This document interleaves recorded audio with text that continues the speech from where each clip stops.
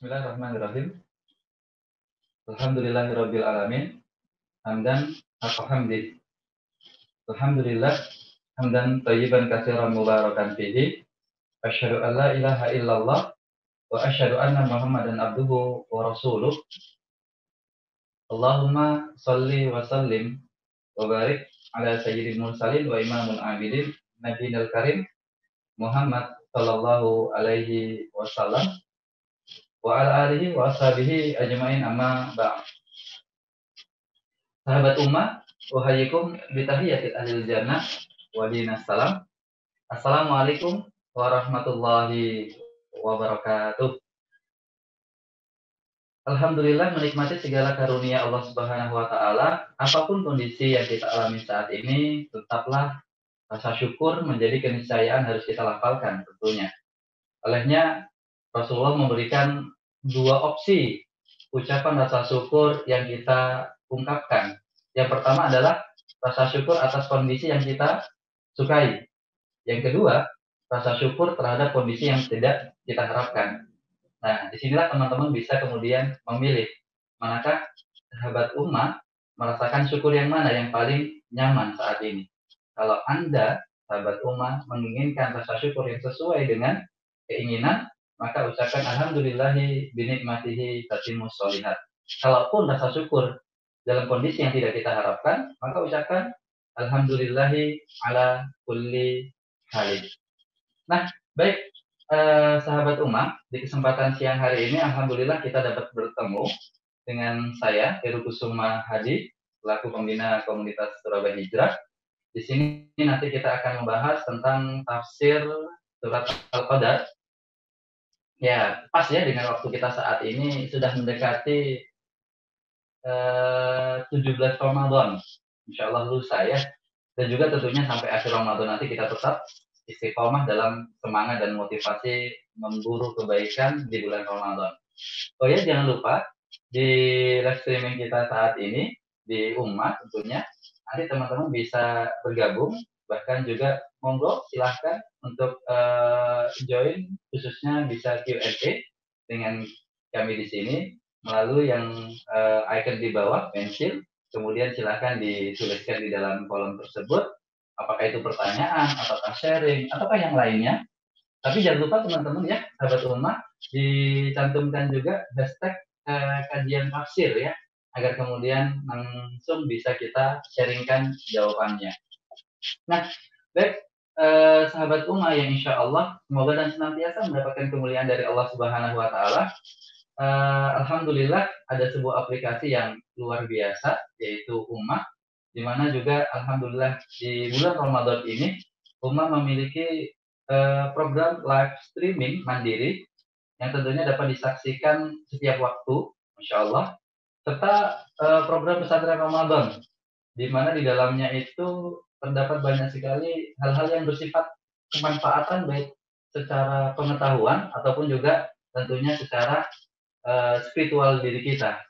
Nah, di antara program-program untuk pesantren Ramadan di Ummah, yaitu ada tahsin, ada juga tanya jawab dengan asatid, bahkan juga ada hadiah.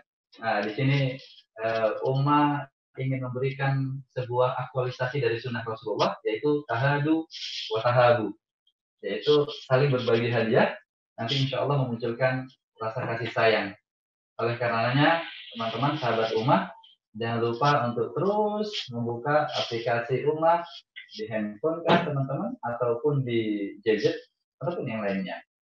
Ya, baik teman-teman, kita bismillah mencoba untuk sharing tentang pemahaman malam Al-Qadar atau di surat Al-Qadar ya teman-teman ya. Mari kita awali, semoga majelis kita ini meskipun kita tidak bertatap muka secara langsung, semoga tidak mengurangi majelis ilmu kita. Saat ini mari kita membaca sama-sama surat yang kedua, Al-Baqarah ayat yang ke-32. Subhanaka la ilma lana illa ma 'allamtana innaka antal alimul hakim. Maha suci Engkau ya Allah, sesungguhnya tidaklah yang apa yang kami miliki, pengetahuan yang kami miliki ini, kecuali Engkau yang memberikan. Dan semoga ya Allah, kami bisa merasakan kenikmatan dari Asmaul Husnamu, yaitu Al-Alim dan Al-Hakim. Baik, teman-teman, membincangkan surat Al-Qadar, semoga sharing kita di kesempatan siang menjelang sore hari ini benar-benar bisa memberikan sesuatu yang bersifat baru dan tentunya bisa kita aktualisasikan. Bismillahirrahmanirrahim. Inna anzalnahu fi lailatul qadar. Sesungguhnya telah kami turunkan Al-Quran itu pada malam kemuliaan.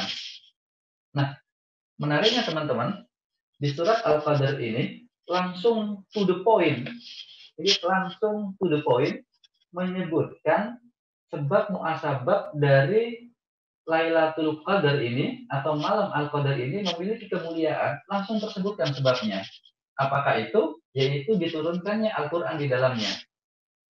Makanya ketika di awal ayat yang pertama di surat Al-Qadar ini, untuk kata Al-Quran itu langsung menggunakan kata ganti, langsung menggunakan domir, hu di situ. Inna anzalna hu fi lailatul qadar. Fi menunjukkan sesuatu yang kemudian di dalam. Jadi di dalam malam itu. Kemudian lailatul qadar. Di malam yang penuh dengan qadar di sini diartikan adalah kemuliaan.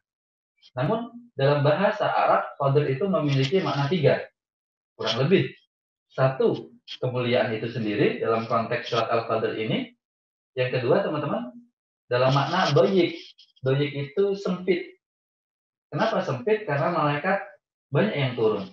Dan yang menarik yang ketiga adalah pada wilayah, yaitu sisi-sisi ketetapan dari Allah Subhanahu wa Ta'ala. Maka nanti di ayat-ayat berikutnya akan membincangkan tentang sebuah kata takdir. Nah, namun perlu kita pahami di sini maknanya yang paling penting adalah di ayat yang pertama di sini menggunakan kata hu menunjukkan Al-Quran dan juga di situ ada kata-kata malam. Malam, teman-teman. Jadi pertanyaannya, kenapa kok malam Al-Qadar itu memiliki kemuliaan? Tentunya jawaban pertamanya adalah karena di situ ada kata-kata ganti dari Al-Quran yaitu hu. Sehingga dimanapun Al-Quran berada, siapapun yang mendapatkan Al-Quran, maka secara otomatis akan ada kesempatan untuk mendapatkan kemuliaan. Bahasanya adalah ada kesempatan untuk mendapatkan kemuliaan ketika ada Al-Quran di situ. Maka tentunya beruntunglah kita sebagai seorang muslim yang alhamdulillah kita memiliki Al-Quran. Tapi ini baru kesempatan, teman-teman. Belum tentu kemudian langsung terpastikan. Nanti kita bahas. Nah, jadi salah satu alasan kemuliaan dari malam Al-Qadar adalah diturunkannya Al-Quran di dalamnya. Kemudian lanjut, teman-teman. Ayat yang kedua, wama adaraka ma lailatul qadari. Tahukah kamu apakah malam kemuliaan itu? Nah, di sini teman-teman diawali dengan wama adaraka. Tahukah kamu? Ya, kalau sebuah analogi ya teman-teman ya. Saat kalimat tanya itu diajukan oleh penanya, padahal penanya itu sudah tahu jawabannya, kira-kira apa tujuan dari pertanyaan tersebut? Saya ulangi lagi ya. Kalau seseorang nih, misalnya ya, saya gitu ya, saya sudah tahu jawabannya dari pertanyaan saya, tapi pertanyaan itu saya ajukan. Kalau dalam bahasa Al-Quran, aro'aita, biasanya seperti itu. Aro'aita alladzi yukadzibu biddin, ya, aro'aita. Jadi, pada wilayah ini, kita harus bisa memahami tentang konsep awalnya ayat ini itu menarik. Apa itu? Sebuah kalimat yang meminta perhatian kita. Karena ada yang menarik di dalamnya. Karena meminta bahasa, ayo perhatikan, ada sesuatu yang penting, sesuatu yang menarik di malam Al-Qadar ini. Wa ma adraka ma lailatul qadari.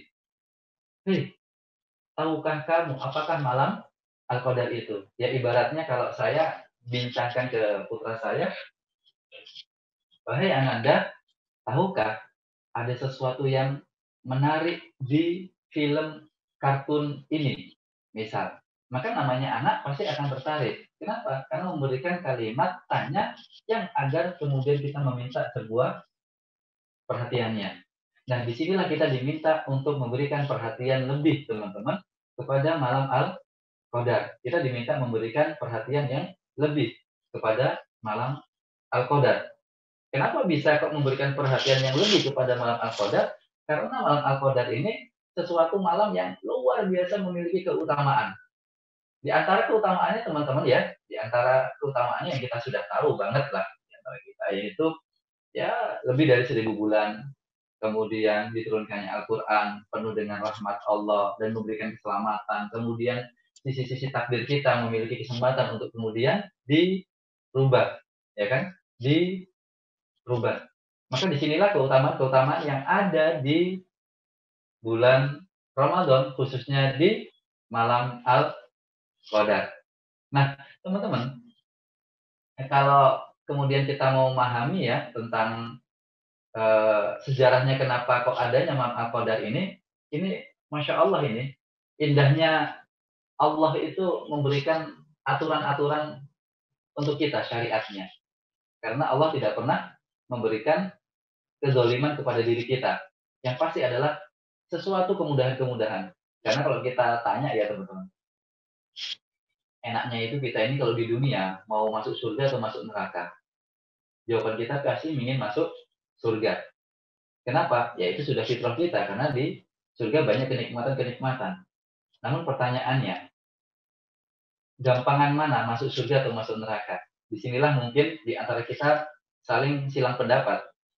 Tapi hakikatnya Allah menginginkan kita itu untuk masuk ke surga. Sehingga jalan-jalan menuju surga, arah ke surga, itu semuanya itu dimudahkan. Maka sabda insan mulia Shallallahu Alaihi Wasallam, Inna dina yusrun. Agama Islam itu mudah. Di situ menggunakan redaksi yusrun, teman-teman. Yusrun itu artinya sesuatu yang mudah mendasar pada sebuah keimanan diri kita. Agama Islam itu mudah. Maka kalau kita lihat untuk menuju surga, sholat, mudah, teman-teman. Mudahnya apa? Gratis. Ya kan? Masuk masjid, nggak ada tulisannya di situ, harus berbayar. Sedangkan kalau ke mall, mau masuk toilet, kemudian harus berbayar. Bahkan dulu saya sempat, sahabat rumah, coba ya, saya agak iseng-iseng ini ya, masuk ke toilet di suatu mall di Surabaya, kemudian saya cuma diam saja di situ, tidak menggerakkan membuka keran air, tidak kemana-mana, cuma diam di situ, saya kemudian keluar, ternyata yang terjadi ditagih sama yang menjaga itu. Padahal saya tidak ngapa-ngapain loh itu. Nah, sehingga pada wilayah ini teman-teman, kalau ke surga itu gratis. Baca Quran tanpa berbayar. Masya Allah, menambah ilmu pengetahuan melalui aplikasi Ummah, enak teman-teman, bahkan banyak hadiahnya di Ummah. Tapi kalau kita mau maksiat, mau menuju neraka, maaf, mau nonton pornografi, berbayar. Minimal ada paket data. Atau lagi kemudian mau berzina, harus kemudian berbayar. Maka teman-teman, Islam itu sangat memberikan kemudahan kita. Maka kenapa?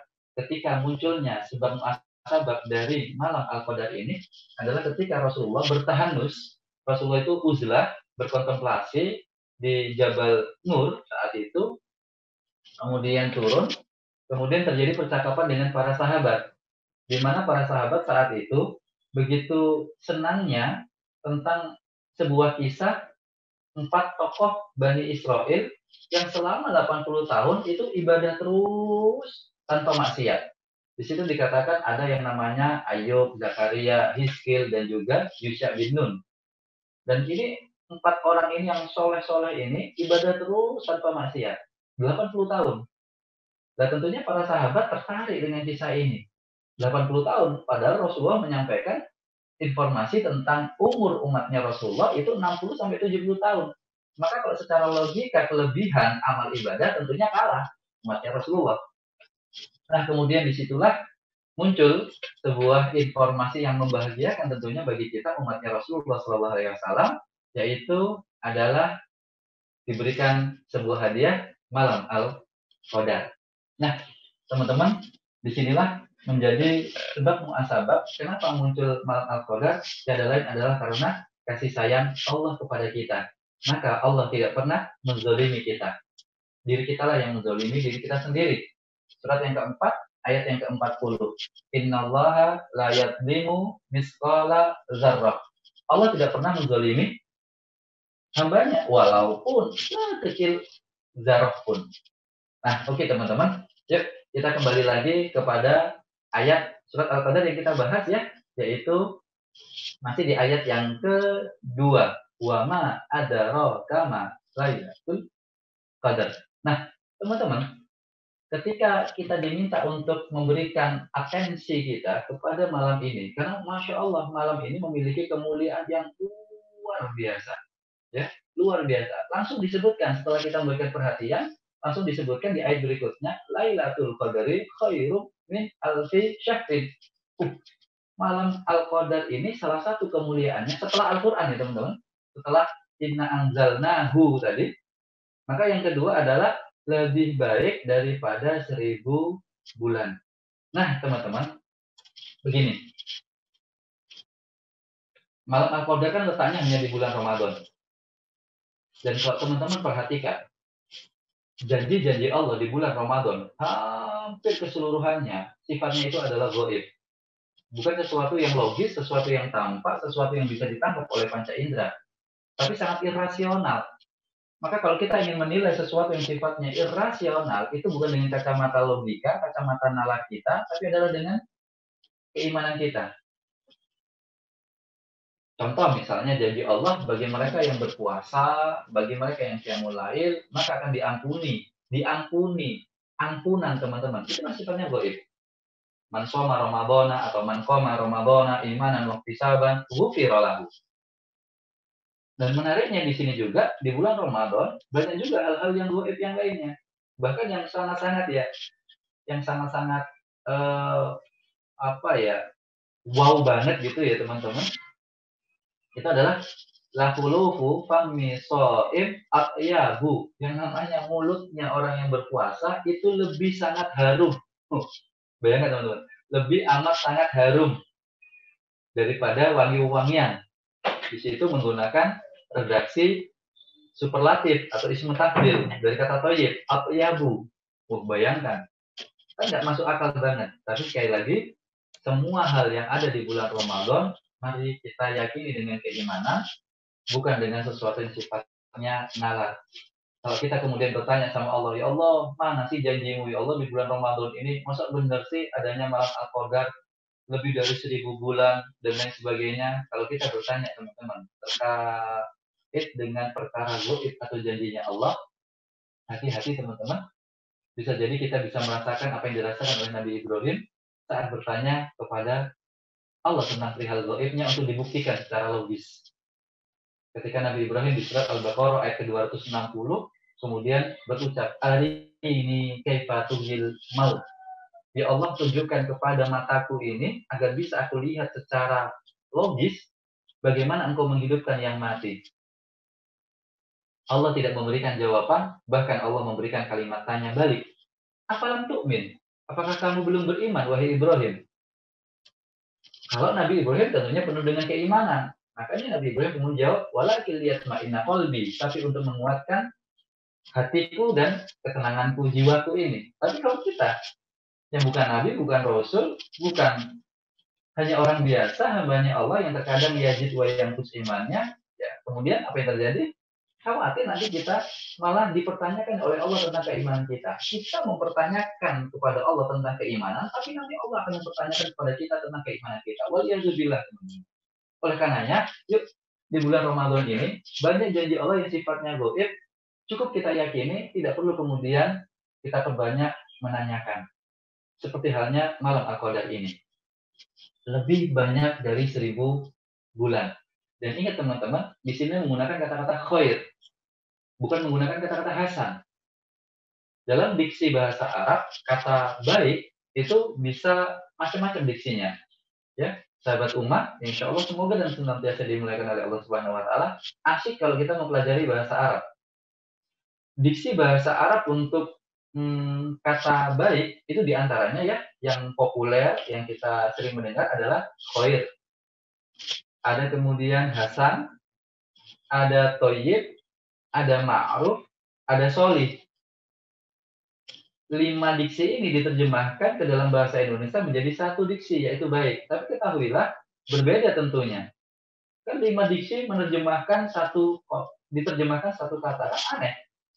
Karena memang tidak pas, benar-benar, tapi sempurna, belum tentu. Mengapa? Karena kalau khair itu kebaikan yang didasarkan kepada Allah. Hasan, kebaikan yang didasarkan kepada manusia. Maka dalam bahasa Arab tidak ada yang namanya itu mukhairin, adanya itu muhsinin, orang yang baik. Kalau thayyib, sebuah kebaikan yang didasarkan pada sesuatu yang sifatnya madah, materi, tampak, rasakan, ternikmati. Kalau kemudian ma'ruf, sebuah kebaikan yang didasarkan kepada uruf, kebiasaan, tradisi, aktivitas rutin dan lain sebagainya. Dan solih adalah sebuah upaya yang kemudian menghasilkan sebuah kebaikan, itulah solih, yaitu kebaikan yang didasarkan dari sebuah proses. Nah, jadi teman-teman, di sini menggunakan khairum min alfi syahr. Lebih baik dari 1000 bulan. Berarti 1000 itu menggunakan minimal karena khairu min. Ya. Jadi lebih dari 1000 bulan.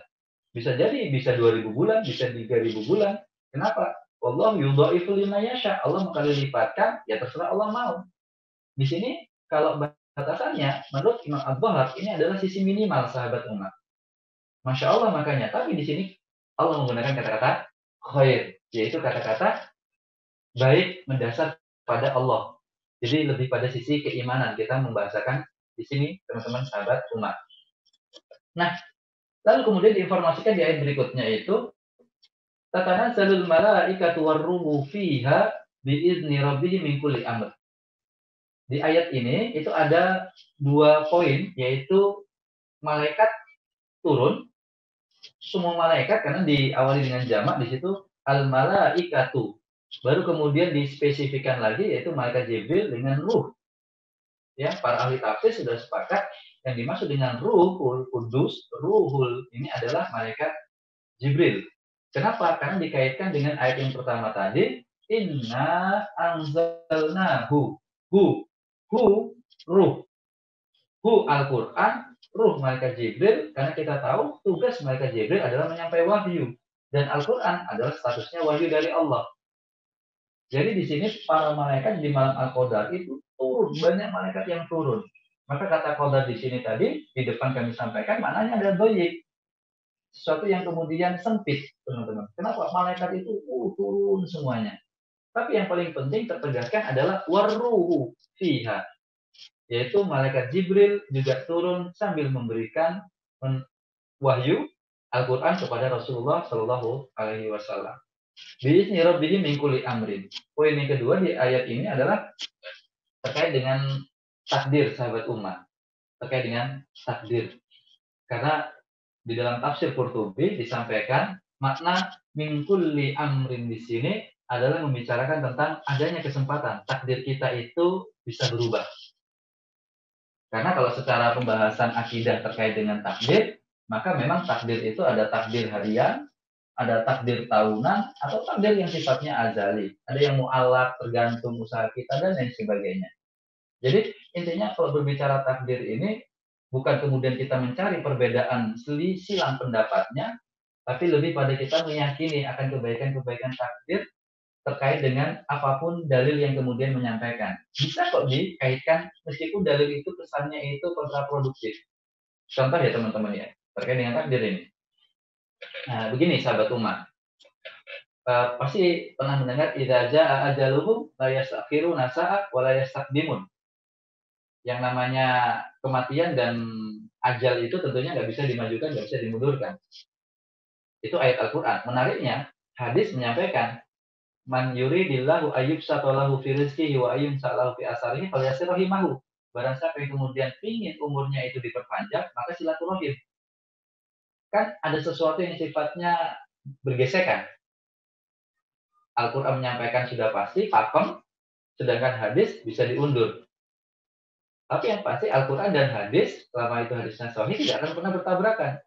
Maka menariknya Imam Al-Ghazali mengambil sebuah statement yang menarik sekali untuk menggabungkan kedua hal ini, Al-Quran dan hadis ini. Apa itu? Dikatakan beliau, manusia itu terbagi menjadi 4 kategorinya. Al-haya fil haya, manusia yang hidup dalam kehidupannya.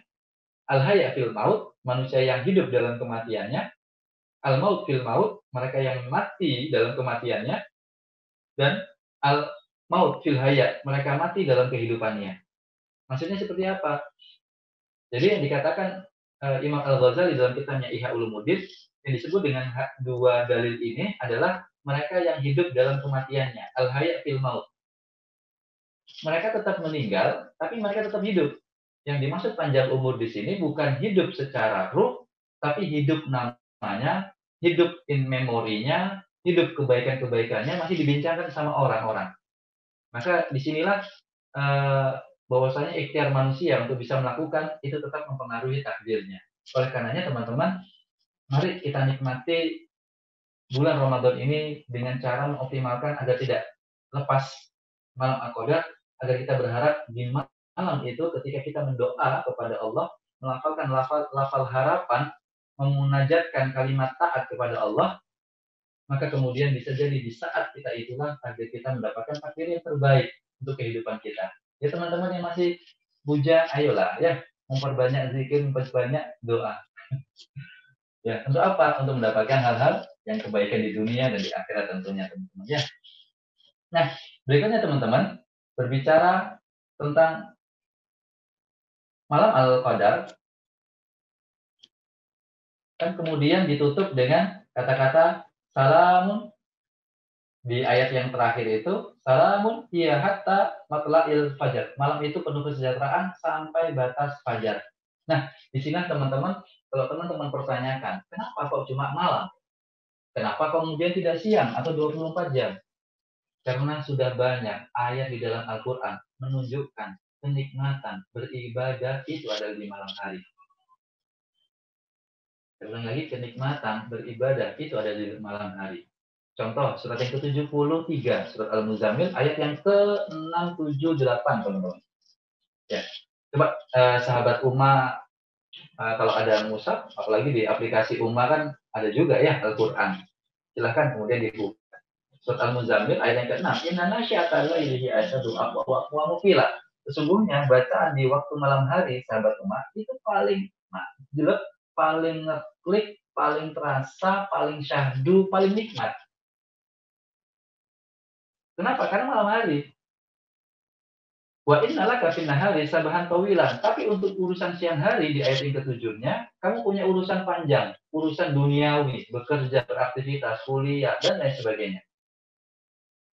Waskur marabbika wa tabattal ilaihi tabtila. Tapi waktu bekerja jangan lupa untuk terus berzikir kepada Allah Subhanahu wa taala. Nah, disinilah teman-teman, Allah sekali lagi memberikan kita itu kenikmatan untuk bisa beribadah nyaman. Maka diletakkan di malam-malam Al-Qadar itu. Bukan diletakkan di siang. Kalau di siang nanti dikhawatirkan, oke lah kita melakukan ibadah di siang hari. Tapi menjadi prinsipnya menurut ayat Al-Quran tadi, innalaka fin nahari sabahan tawilan. Sesungguhnya kamu waktu siang hari penuh dengan dinamisasi kehidupan. Sabahan di situ kayak sibaha, renang. Sibaha itu kan kolam renang, teman-teman. Maksudnya kalau orang berenang itu kan pasti bergerak. Kalau kita siang, banyak pergerakan kehidupan kita. Ada yang kuliah, ada yang olahraga, ada yang mencari nafkah, ada yang mengurus rumah tangga, dan lain sebagainya. Kalau seandainya malam Al-Qadar itu diletakkan juga di siang hari, maka tentunya mereka tidak bisa menikmati. Dan yang kedua, saya khawatir ibadah itu terasakan dunia, bukan terasakan akhirat. Maka teman-teman, indahnya Islam itu dalam filosofi apapun, kehidupan, Islam itu adalah rujukan yang paling sip lah pokoknya. Kenapa? Begini sahabat umat. Kalau teman-teman, ini secara hikmah ya teman-teman ya, iktibar. Dalam kalender Hijriah, kan hari itu diawali malam. Baru kalender Syamsiah, kita mengawali hari dengan pagi. Ada hikmahnya, kenapa kemudian awal hari kita itu diawali dengan malam. Kayak gini ya, nanti kan kita maghrib. Maghrib maka sudah masuk pada hari ke-16. Maghrib nanti. Jadi permulaan hari itu diawali dengan malam, karena kita menggunakan bulan. Hikmahnya adalah mengawali hidup baru di hari yang baru itu terawali malam. Maksudnya apa? Terawali dengan ibadah yang nyaman dan tenang. Jadi teman-teman, ya, di sini kita nanti membicarakan malam Al-Qadar, ya. Saya berikan sebuah bukan closing statement ya teman-teman, karena 5 menit lagi kita akan membicarakan tentang Q&A. Ketika kita berbicara tentang malam Al-Qadar ya, teman-teman, ketahuilah, sungguh indah ketika Allah sudah mengatur malam itu untuk bisa kita nikmati untuk beribadah. Malam ya teman-teman, bukan siang. Maka ketika bulan Komariah itu dimunculkan dengan awalnya itu malam, ingin disampaikan, saat kita mengawali hidup, maka awali dengan ibadah. Maka menarik teman-teman, kalau kita memahami lagi, kita kaitkan, kita runtut lagi terkait dengan apa? Subuh, qobliyah subuh, khairud dunya wa ma fiha. Berarti kalau kita mau mengawali hari teman-teman, sudah mendapatkan sholat qobliyah subuh, sholat fajar, kan kita sudah dapat dunia. Maka dalam bahasa mudahnya, sebenarnya dunia itu sudah kita dapatkan. Jadi kalau bekerja, nggak usah kemudian terlalu over, kemudian menghalalkan yang haram hanya untuk urusan dunia. Padahal kita sudah dapat dunia. Disitulah makna filosofinya, kenapa kemudian kita mengawali hari itu dengan malam. Dan alhamdulillah kita masih dipertemukan dengan bulan Ramadan tahun ini, sehingga tiada lain adalah harapannya, kalau kita mau berhusnuzon dengan sudut pandang positif, kita ini belum siap untuk bertemu Allah. Modal kita belum cukup untuk bertemu Allah. Oleh karenanya oleh Allah, kita dipertemukan dengan bulan Ramadan, agar dosa-dosa kita ada kesempatan untuk dihapus, pahala-pahala kita bisa kemudian memiliki kesempatan lebih untuk bisa kita tambahkan. Dan tentunya teman-teman, ayo kita maksimalkan segala potensi kehidupan kita, apalagi saat ini, dalam kondisi yang pandemi saat ini, saya rasa ini lebih nyaman bagi kita untuk bisa menikmati malam Al-Qadar, karena siangnya pun kita sudah merasakan tenang, karena aktivitas kehidupan duniawi kita pun sudah mulai berkurang juga. Namun, jangan lupa, malamnya tentunya harus lebih kita optimalkan, agar kita bisa mendapatkan malam Al-Qadar, sehingga salamun hiya, kita mendapatkan salam, mendapatkan keselamatan, mendapatkan kesejahteraan, mendapatkan kenyamanan, mendapatkan kebahagiaan, ketenangan, dan kegembiraan dalam hidup ini. Semoga Allah Subhanahu wa Ta'ala bisa memberikan kita lebih lagi kesempatan dan kekuatan tentunya teman-teman agar bisa mampu menikmati malam Al-Qadar.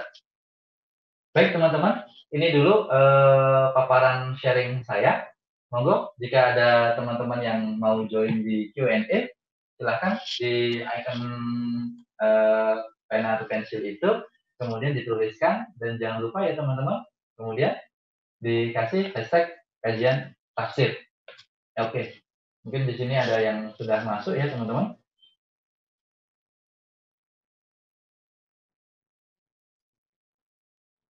Oh ya, dari Muhammad Nurfuddin, bagaimana cara niat sholat Lailatul Qadar? Nah, teman-teman, kalau masalah niat tentunya di sini wilayah fikih banyak. Monggo teman-teman langsung aja diniatkan. Kalau malam sholat malam Lailatul Qadar tentunya secara spesifik tidak ada ya teman-teman, karena malam maka memang lebih diidentikan dengan qiyamul lail. Jadi kategori sholat malam, tidak kemudian terkhususkan kepada sholat malam Lailatul Qadar. Tidak, karena sifatnya Lailatul Qadar ini adalah umum, karena disebut malam. Maka menarik ada sebuah hadis yang kemudian diinformasikan oleh Rasulullah SAW, kemudian man qoma Lailatul Qadar. Nah, mungkin di sini ditanyakan niatnya. Sebenarnya bukan spesifik di sini untuk kemudian sholat Lailatul Qadar. Soalnya kalau kita diminta spesifik untuk sholat Lailatul Qadar, maka nanti kita akan sholat Lailatul Qadar mulai hari yang pertama, hari kedua, ketiga, keempat, dan kelima. Padahal tidak ada informasi spesifik. Yang dimaksud dengan sholat Lailatul Qadar di situ dalam hadis kan, man qoma Lailatul Qadari imanan waktu sabat ghufira lahu ma taqaddama min dzanbi. Hadisnya seperti itu. Jadi niatkan saja untuk sholat qiyamul lail silahkan kategori sholat qiyamul lail macam-macam teman-teman, ada di situ sholat hajat, di situ sholat tahajud, di situ sholat tasbih mungkin dan lain sebagainya teman-teman, atau sholat sunnah biasanya ya. Jadi monggo diniatkan itu sholat lail saja, tidak apa-apa. Mau pakai bahasa usolli atau nawaitu atau dalam hati, ya monggo saja, silahkan. Mas Sufyan, bagaimana kita mengetahui seorang yang mendapatkan malam Lailatul Qadar? Jadi teman-teman, kalau kita bisa mendapatkan, tentunya satu ya, kita tidak bisa langsung merasakan secara feel kita. Tapi minimal kita bisa mengetahui suasana kondisi di pagi harinya. Karena banyak terinformasikan oleh beberapa hadis, meskipun ada juga yang dhaif, yaitu terkait dengan suasana harinya itu sangat nyaman sekali, berbeda. Nanti bisa kita coba lihat dan kita rasakan nuansa waktu paginya. Ya kalau kita berbicara waktunya malam Al-Qadar kan paling mudah kan 10 hari terakhir. Bahkan nanti ada spesifik lagi teman-teman, Ubay bin Ka'ab itu bahkan langsung menunjukkan 27. Ubay bin Ka'ab radhiyallahu anhu. Abdullah bin Umar menunjukkan angka-angka ganjil dan lain sebagainya. Yang pasti bukan mana yang kemudian kita prioritaskan, tapi kita prioritaskan bukan pada waktunya, tapi adalah pada sisi 10 hari terakhir. Ya, jadi bagaimana kita bisa mendapatkan, satu kita lihat teman-teman bagaimana suasananya dulu, baru setelah itu teman-teman merasakan feel-nya itu seperti apa. Kenapa kok nggak dilihatkan secara zahir teman-teman? Karena khawatir nanti teman-teman muncul riya. Kalau ada tanda-tanda kita mendapatkan malam Al-Qadar ya, maka nanti kalau kepastian, oh orang yang dapat Al-Qadar itu gini, gini, gini. Saya khawatir nanti akan muncul riya.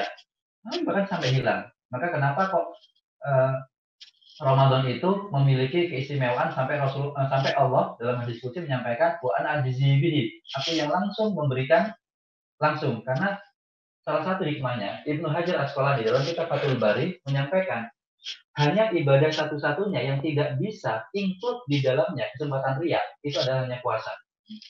Sehingga pada wilayah ini Lailatul Qadar juga diharapkan tidak akan memunculkan kesempatan riya. Langsung hilang nanti kalau ada. Maka sengaja dikip batinan lebih pada perasaan kita agar kita merasakan lebih nyaman, lebih tenang tentang kita mendapatkan malam Al-Qadar saat Ramadan tahun ini. Arafah Ayu, Waalaikumsalam warahmatullahi wabarakatuh. Mau tanya apa yang harus diucapkan saat bertemu malam Al-Qadar. Jadi teman-teman, ini menarik kalau kita mau mempelajari hadisnya lagi. Kan yang terkenal itu kan gini teman-teman. Yang Allahumma innaka afuwun tuhibbul afwa fa'fu'an. Kalimat ini kan dimunculkan oleh Ibunda Aisyah, istri Rasulullah. Ya, sahabat Umayyah kan lagi sempat ngetren kan sekitar 1 bulan yang lalu ya. Aisyah radhiyallahu anha bertanya kepada Rasulullah, ya Rasulullah, kalau aku bertemu malam Al-Qadar, apa yang harus aku lakukan? Rasul kemudian mengucapkan, ucapkanlah, Allahumma innaka afuwun tuhibbul afwa fa'fu'an. Ucapkanlah itu. Jadi perbanyak saja teman-teman, Allahumma innaka afuwun tuhibbul afwa fa'fu'an ini diucapkan terus, dirutinkan, diistiqomahkan, didawamkan mulai saat ini. Nah, yang menarik teman-teman gini, padahal saat itu Ibunda Aisyah itu bertanya apa yang harus aku lakukan. Tapi sama Rasulullah diganti ucapan. Sekali lagi, ini kan mempermudah kita untuk bisa mendapatkan malam Al-Qadar. Kalau Rasulullah mau menjawab, apa yang harus aku lakukan? Maka Rasul bisa jadi menjawab, kamu harus melakukan sholat, kamu melakukan bacaan Quran, kamu bersedekah. Ada sesuatu yang sifatnya itu aktivitas gerakan. Tapi ternyata Rasul memberikan jawaban hanya lafal, bukan perbuatan. Hanya ucapan. Ucapkan. Allahumma innaka afuwun tuhibbu afwa fa'fu anni. Jadi itu salah satu doanya yang dibaca. Atau dari seorang Abdullah bin Buraidah, seorang sahabat Rasulullah yang lain, mengatakan, Allahumma inni as'alukal afwa wal afiyah. Jadi ada dua versi teman-teman. Allahumma inni as'aluka al-afwa wal afiyah. Monggo silahkan mana yang enak diamalkan, dilafalkan.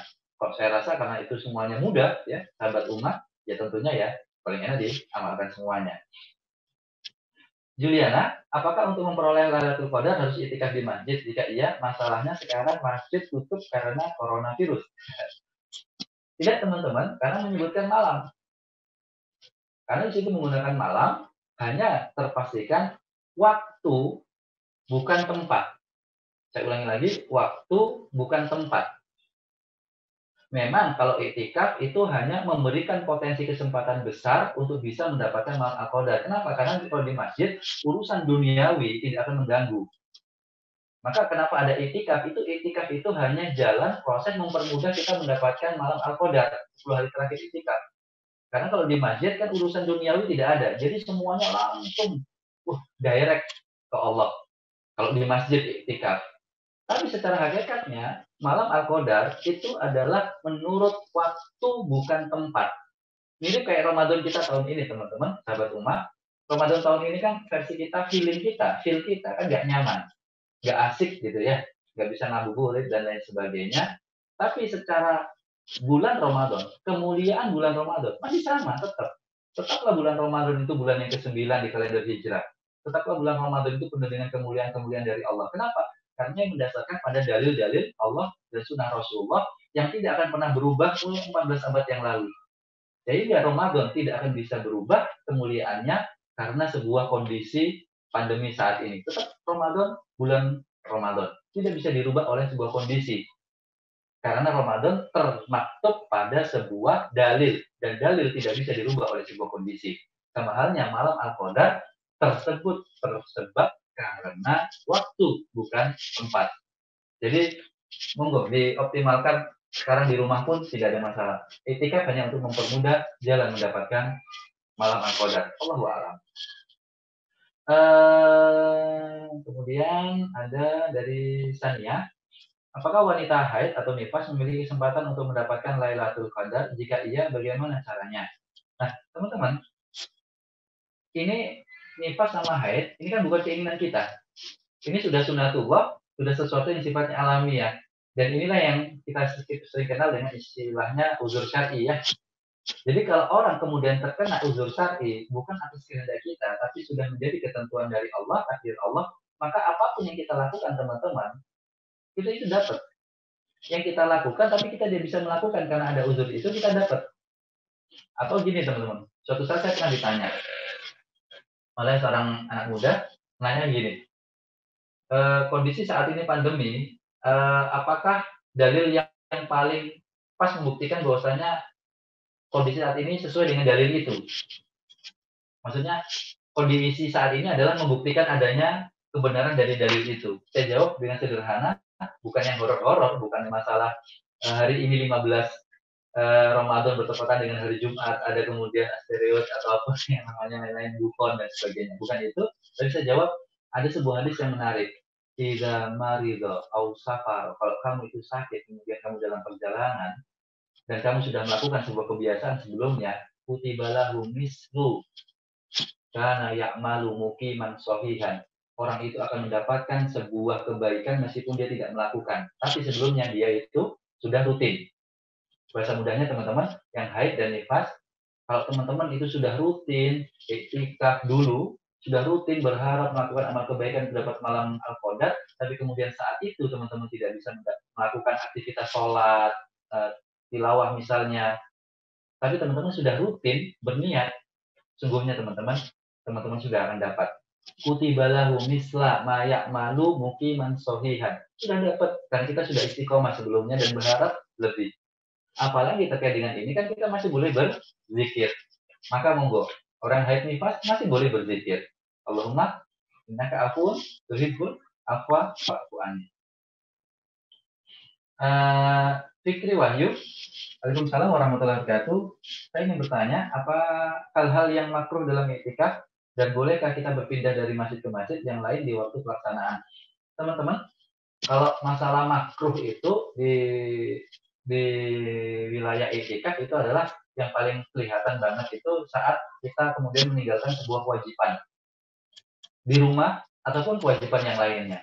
Karena memang disitulah yang seringkali terjadi clash ya antara keinginan untuk iktikaf khususnya para ayah-ayah dengan ada kewajiban di rumah. Maka kita harus bisa mengkondisikan pada wilayah itu. Sedangkan yang lainnya hanya pada wilayah sisi-sisi mubah saja. Lalu apakah boleh iktikaf itu berpindah masjid yang lain? Boleh-boleh saja, sah-sah saja, karena pada wilayah ini sekali lagi status masjid hanya untuk mempermudah. Bisa jadi maaf ya, iktikaf di masjid ini enak hari pertama, hari kedua enak, tapi tiba-tiba langsung rame, membludak orang, kan akhirnya kita nggak nyaman. Berpindahlah kita ke masjid yang lain. Boleh teman-teman, karena status masjid hanya untuk proses mempermudah kita, lebih menenangkan diri, mengoptimalkan diri ibadah agar mendapatkan malam qadar. Dari Istiana Putri, kenapa malam Lailatul Qadar jatuh di tanggal ganjil Ustadz, dan bagaimana caranya bisa menikmati malam Al-Qadar itu? Gini, teman-teman, kenapa kok ganjil dan bagaimana bisa menikmati? Tentunya kalau saya ditanya, saya langsung menjawab, saya tidak tahu kenapa kok kemudian ganjil. Saya hanya bisa menjawab karena memang secara nas, secara dalil di sunnah Rasulullah, dalam hadis Rasulullah SAW, itu memang termasukkan sab'a wa isrin, 27, kata Ubay bin Ka'ab mengutip sabda Rasulullah SAW. Jadi tertulis memang itu ganjil. Nah, kalau kenapa kemudian ganjil? Ya, mungkin para ulama-ulama yang lain saya mengetahui, namun saya tidak mengetahui terkait dengan hikmahnya hal itu. Allahu a'lam bishawab tentunya. Lalu bagaimana kita bisa menikmati tentang malam Al-Qadar? Maka sesungguhnya teman-teman, malam Al-Qadar itu bukan sesuatu yang sifatnya instan, tapi adanya sebuah proses. Maka kenapa tidak ada informasi yang pakem terkait dengan malam Al-Qadar? Kalau pakem teman-teman, hanya satu pendapat misalnya, tanggal 27 Ramadan, maka orang hanya akan menyerbu di situ. Hari pertama sampai 26 tentunya mereka tidak termotivasi. Tapi kenapa kemudian sengaja varian-varian pendapatnya itu dimunculkan? Ya saya berhusnuzon dengan mengambil sebuah hikmah agar kita sudah berproses itu dari awal. Oke lah kita coba di malam ke-17, malam ke sekian 18 sampai nanti malam ke-29 teman-teman. Misal. Sehingga pada wilayah ini cara kita menikmatinya adalah sesuatu yang menikmatinya itu tidak terburu-buru. Nah, maaf kalau bahasa menikmati versi saya teman-teman ya, itu kita itu tidak terburu-buru. Ibaratnya ya teman-teman ya, nantilah teman-teman sahabat rumah nanti kan berbuka ya. Pas minumnya itu teman-teman, ya, pas minum, sahabat rumah pas minum itu langsung belek gitu. Atau sedikit demi sedikit. Namanya orang mau menikmati itu kan harus sedikit demi sedikit, kayak ya para chef-chef itu ya, ketika mencoba sebuah makanan kemudian sambil memberikan dahi, kemudian merasakan pelan-pelan agar bisa dinikmati. Sama halnya kalau kita sholat tidak tumak ninah, culupet gitu, maka kita tidak menikmati. Begitupun juga kata-kata dalam berkeluarga, kata sakinah, itu harus kemudian dengan proses. Pun begitu juga dengan bulan Ramadan yang di dalamnya adalah malam Al-Qadar, yuk kita nikmati. Caranya dari sekarang kita usahakan step by step, sunnatul tadarruj, sebuah leveling teman-teman. Level awal kita ikuti dulu, nanti level kedua, level ketiga dan seterusnya, agar kita benar-benar bisa menikmati malam Al-Qadar. Ya caranya bagaimana? Ya tadi ibadah. Surat yang ke-73 Al-Muzammil, ayat yang ke-6 tadi itu. Malam itu paling enak untuk beribadah. Apapun ibadah yang menurut sahabat umat itu nyaman dilakukan. Tilawah silakan. Salat qiyamul lail monggo. Apakah kemudian mau bersedekah malam-malam melalui misalnya aplikasi Umma nanti? Monggo silakan bisa. Yang pasti adalah teman-teman banyak sekali potensi kebaikan yang bisa kita lakukan. Yuk kita benar-benar nikmati dari sekarang. Berikutnya, Ira Rosmalia, apakah nuzul Quran ada peringatan khusus sejak zaman Rasulullah Shallallahu Alaihi Wasallam? Nah, teman-teman, terkait dengan ini, tentunya tidak ada peringatan nuzulul Quran. Nuzulul ini kan artinya adalah turunnya Al-Quran ya di zaman Rasulullah, tentunya tidak ada.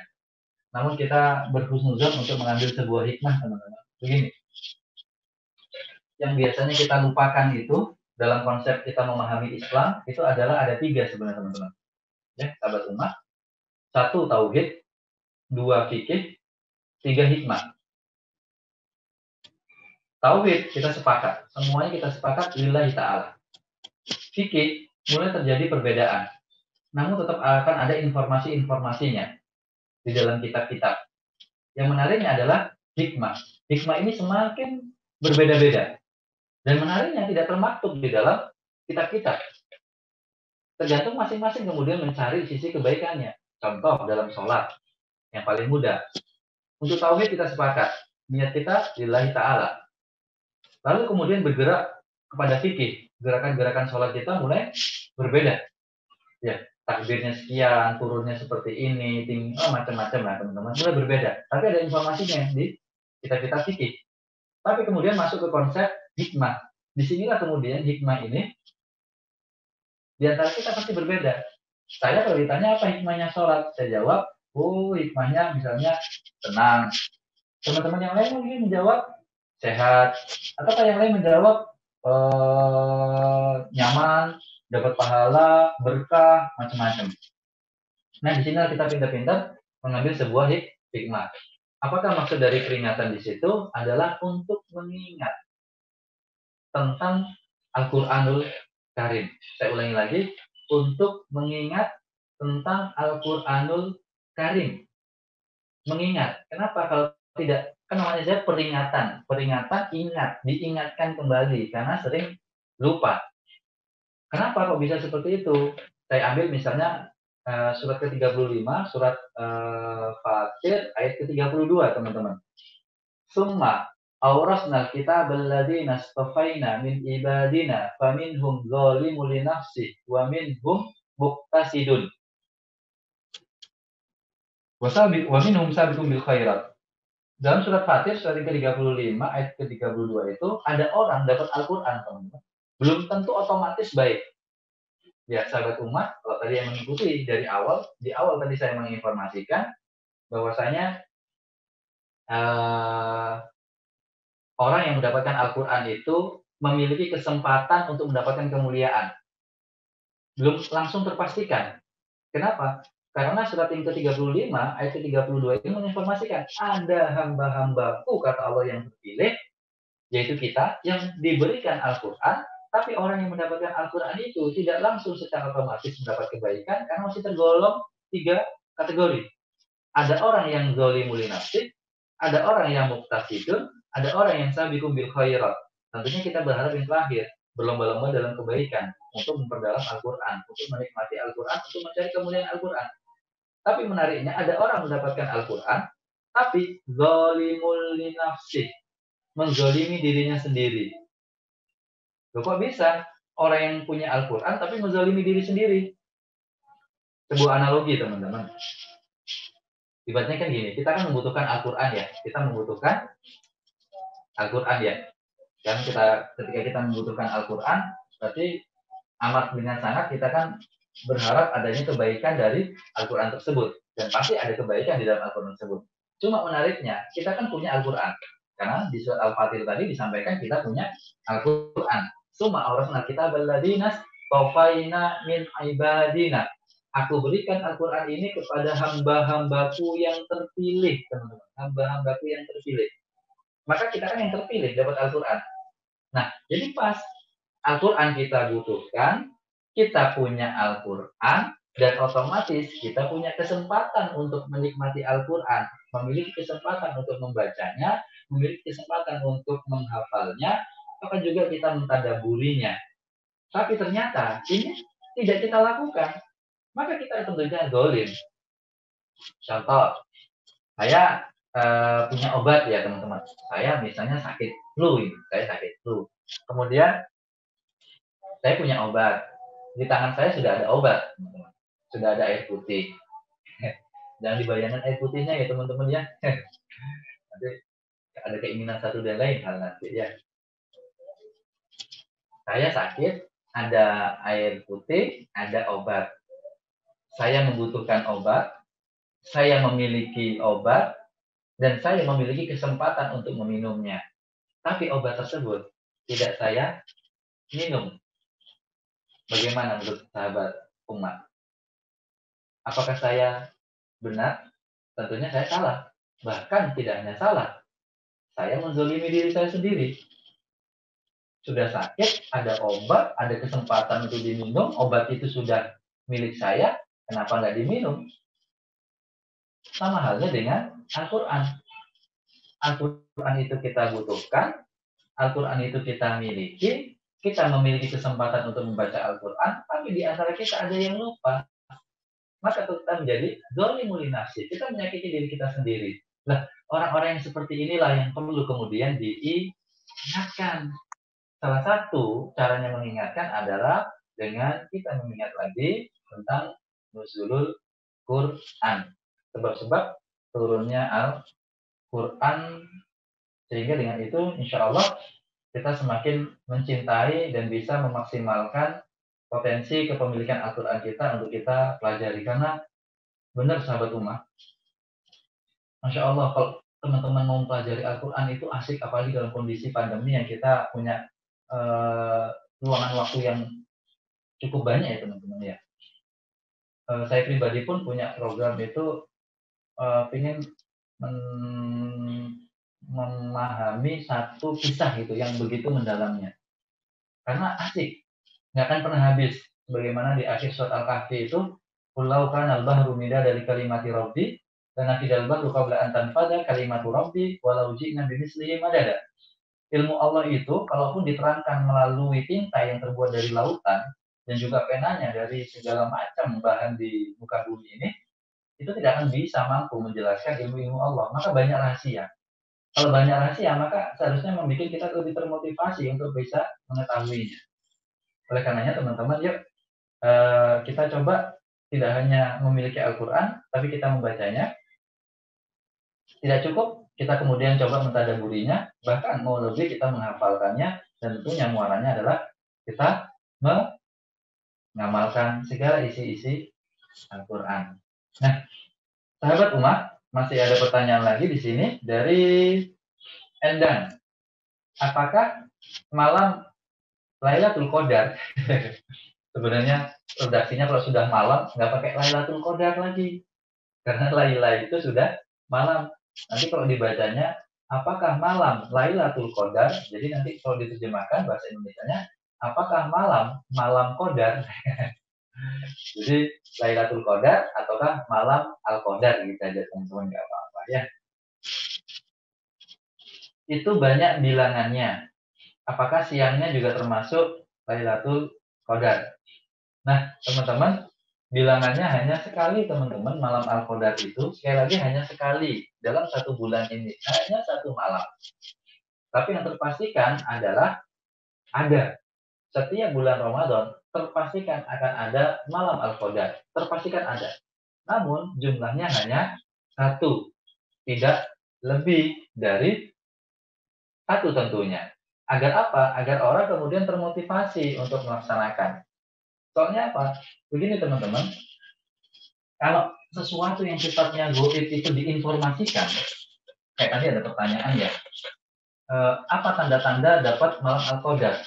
Kalau misalnya kita bisa memastikan secara fisik ya teman-teman ya, memastikan secara logis, maka sesuatu yang goib kalau kemudian dilogikakan, maka akan menghilangkan sisi-sisi ketenangan hidup, kenyamanan hidup tentunya.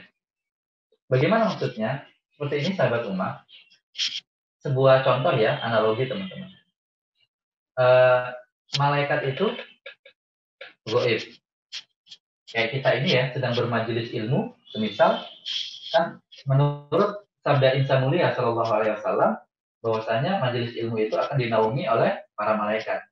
Nah, karena malaikat itu goib, maka dia kan pada wilayah goib. Nggak perlu kemudian kita pertanyakan dan minta kita buktikan. Masa kemudian kita bertanya, ya Allah, mana malaikatmu ya Allah? Aku sih yakin, tapi kok masih butuh pembuktian secara konkretnya, ingin lihat ya Allah, ingin tahu ya Allah. Mohon ya Allah tunjukkan malaikatmu secara logikaku ya Allah. Misal teman-teman, ditunjukkan secara logis, tampak malaikat itu seperti apa. Kira-kira teman-teman, apa yang kita alami. Misal yang dimunculkan adalah malaikat maut misalnya ya. Tiba-tiba jreng di depan kita kelihatan sosok zat malaikat kemudian perkenalkan namaku malaikat maut misalnya. Wah, kira-kira teman-teman tenang atau tidak? Saya yakin sahabat Uma agak-agak gimana gitu ya, yang langsung mengingat kemudian apalagi malaikat mautnya memperkenalkan dan menyampaikan tujuannya. Tujuanku adalah untuk melakukan tugas gitu. Tentunya teman-teman langsung berpikir, berarti langsung astagfirullah, langsung la ilaha illallah dan lain sebagainya. Hilang ketenangan, teman-teman. Jadi sahabat Ummah, kenapa kok malam Al-Qadar itu tidak tersebutkan langsung secara spesifik tanda-tandanya, indikator-indikatornya yang tampak? Agar apa? Agar kita ini merasa kenyamanannya, ketenangannya itu ada. Karena memang prinsipnya sesuatu yang sifatnya goib, teman-teman. Sesuatu yang sifatnya goib. Maka tidak perlu kemudian kita minta untuk dibuktikan, diwujudkan sesuai dengan permintaan kita. Biarkan Allah sendiri yang mewujudkan. Soalnya kalau kita minta sesuatu bukti yang goib, ya Allah, bulan Ramadan ini tolong tunjukkan kalau aku sudah mendapatkan Al-Qadar ya Allah, sudah dapatkan Lailatul Qadar ya Allah, tolong tunjukkan. Kalau kita minta seperti itu teman-teman, saya khawatir nanti hilang motivasi kehidupan. Maka contoh teman-teman, kenapa misal ya, tadi saya sampaikan di tengah, bahwasanya kalau itu suatu janji Allah, biarkan Allah yang membuktikan secara logika kepada kita. Jangan kita yang meminta. Soalnya kalau kita yang meminta, nanti hancur tatanan kehidupan sosial kita. Contoh, Allah menjanjikan barang siapa yang bersedekah akan dikali lipatkan 700 kali lipat. Kemudian kita bersedekah. Al-Baqarah 261 itu. Masalul ladzina yunfiquna amwalahum fi sabilillahi kamathali habatin ambatat sab'a sanabila fi kulli sumbatin mi'atu habbah. Teman-teman misal kalau bersedekah, kemudian tiba-tiba langsung diganti sama Allah langsung janjinya 700 kali lipat. Infak 1000 dapat 700.000. Senang nggak teman-teman? Saya yakin senang. Benar ya Allah. Masya Allah. Kok benar ya Allah. Sudah memberikan janjimu ya Allah. Pertanyaan saya, teman-teman, semangat nggak berinfak lagi? Tentunya semangat. Infak 700.000. Tiba-tiba baru 2 detik langsung dapat 70 juta misalnya. Tambah semangat. Terus gitu lagi teman-teman. Kalau langsung muncul sesuatu yang sifatnya tampak oleh panca indera kita, janji Allah. Pertanyaan saya teman-teman, kerjaan apa yang paling enak? Paling enak adalah infak. Nanti infak, nggak mau kerja yang lain. Disinilah kenapa janji Allah itu sifatnya masih gaib. Kalaupun ditunjukkan oleh Allah, itu hanya Allah yang mengetahui kapan. Soalnya kalau kita kemudian minta ditunjukkan selalu ini dapat malam Al-Qadar, ya nanti tentunya kita hancurlah tatanan kehidupan kita, tidak nyaman kita nanti. Masa semuanya kerja cuma infak saja ya, dan lain sebagainya. Jadi itu teman-teman. Dan pertanyaan terakhir, apakah malam Lailatul Qadar itu sudah pasti pada suatu malam ataukah berpindah dari suatu malam ke malam yang lainnya pada setiap tahunnya? Teman-teman, maka Ibnu Hajar Asqalani dalam kitabnya Fathul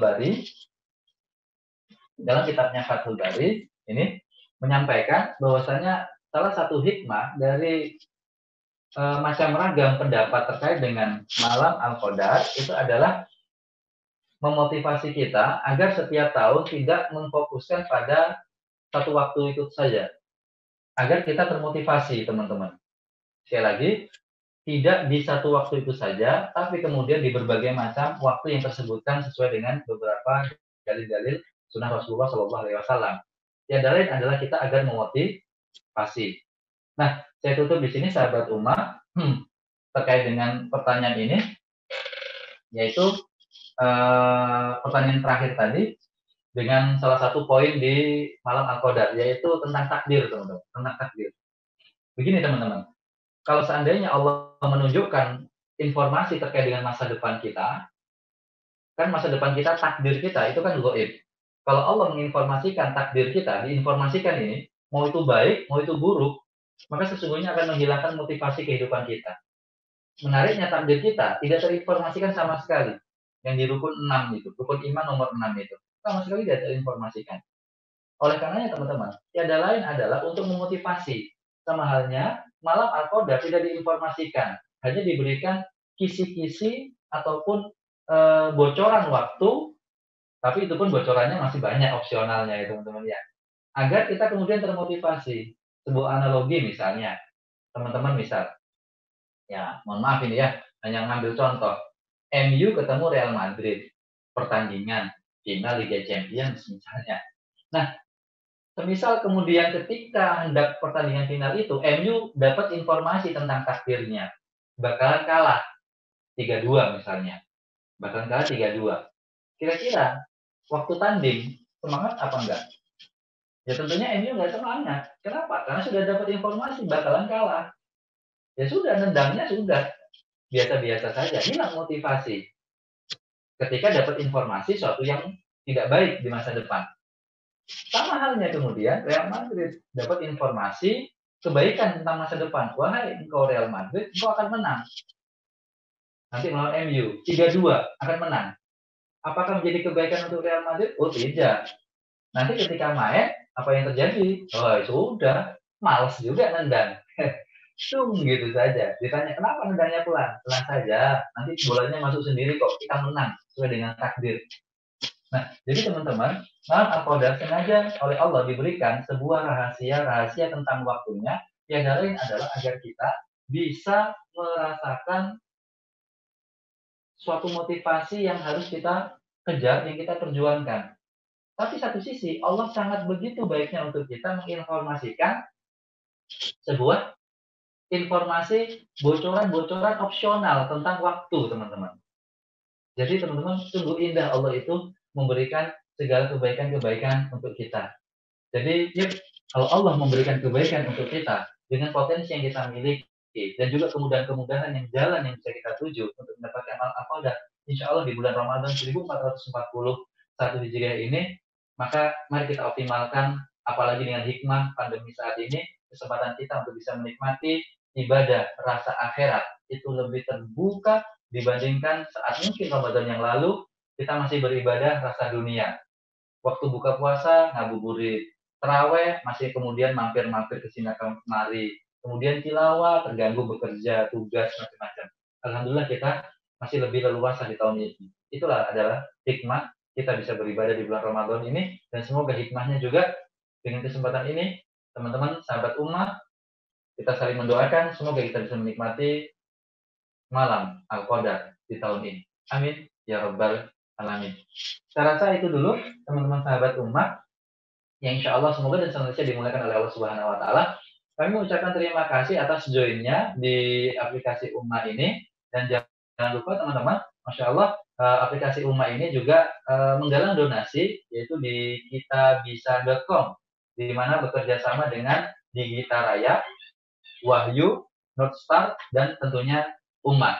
Nah, bagi sahabat Ummah yang punya U-Share Ummah yang ingin berdonasi, dipersilakan, insya Allah bitaufikillah, semoga dimudahkan oleh Allah, yaitu dengan cara mengunjungi kitabisa.com, dan tentunya diketik nanti pencariannya yaitu Digita Raya. Saya ulangi lagi, nanti silakan berdonasi di kitabisa.com, tapi nanti di waktu di search-nya, searching-nya, ketik di pencariannya itu Digita Raya. Saya rasa ini dulu teman-teman yang bisa saya sharingkan di kesempatan sore hari ini. Semoga Allah memberikan kita kekuatan, memberikan kita kesempatan, dan tentunya Allah memberikan kita benar-benar kesempatan mendapatkan malam Al-Qadar di tahun ini insya Allah. Dan jangan lupa teman-teman, yuk Al-Qur'annya lebih sering kita dekati. Karena malam Al-Qadar tidak akan pernah lepas dengan Al-Qur'an. Terima kasih. Mari kita tutup sejenak dengan sebuah doa singkat. Semoga Allah memberkahi apa yang kita lakukan pada kesempatan sore hari ini. Bismillahirrahmanirrahim. Alhamdulillah, tabaraka wa ta'ala wa muslim ala Rasulillah sallallahu alaihi wasallam. Allahumma ya Allah, ij'al jam'ana hadha jam'an marhuma wa tafarraqana min ba'dihi tafarraqan ma'suma. Ya Allah, jadikanlah pertemuan kami ini penuh dengan rahmat-Mu, rahmat yang menjadikan segala solusi dari problematika hidup kami, ataukah rahmat yang memberikan bentuk karunia, kenikmatan, rezeki yang Engkau anugerahkan kepada kami. Dan jangan Engkau pisahkan kami ya Allah, kecuali ampunan telah Engkau berikan kepada kami. Allahumma innaka afun tuhibbul afwa fa'fu anni ya karim. Rabbana atina fid dunya hasanah wa fil akhirati hasanah wa qina adzabannar. Wa sallallahu ala khamil mursalin sayyidina Muhammadin sallallahu alaihi wasallam.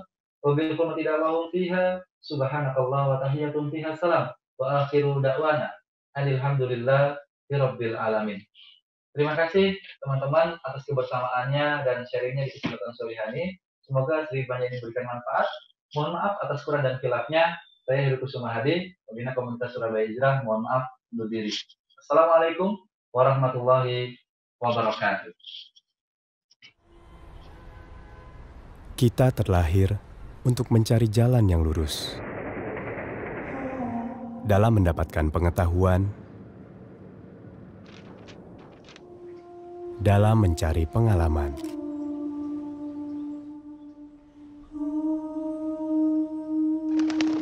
dan dalam mengemban amanah untuk menjadi manusia yang lebih baik. Namun, dalam perjalanan kita, dunia tidak selalu sejalan dengan keyakinan.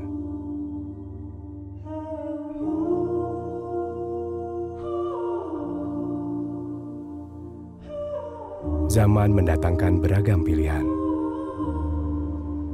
Namun yang baik untuk kita tidak selalu jelas di depan mata. Karena itu, Ummah hadir untuk kita sebagai penunjuk arah yang insya Allah memberi pencerahan, dan sebagai sahabat yang insya Allah senantiasa mengingatkan.